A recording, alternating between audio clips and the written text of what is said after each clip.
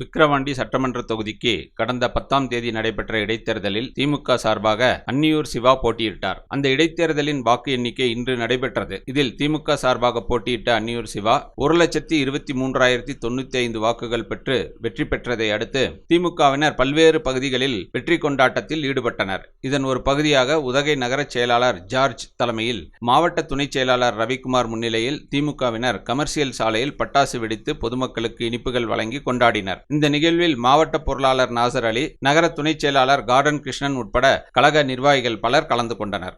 The big shop வீட்டு உபயோகப் பொருட்கள், எலக்ட்ரானிக் பொருட்கள், மொபைல் போன்கள், பர்னிச்சர்கள் என அனைத்தும் ஒரே கூரையின் கீழ் கிடைக்கும்.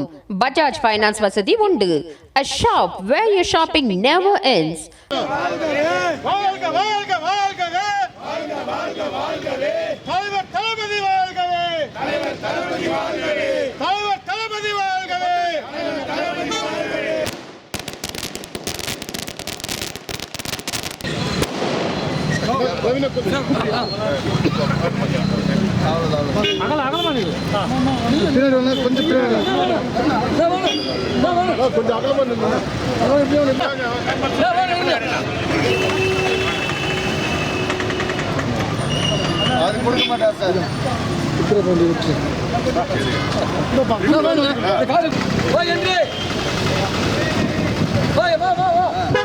ராகம் டிவி யூடியூப் பக்கத்தை சப்ஸ்கிரைப் செய்யுங்கள்.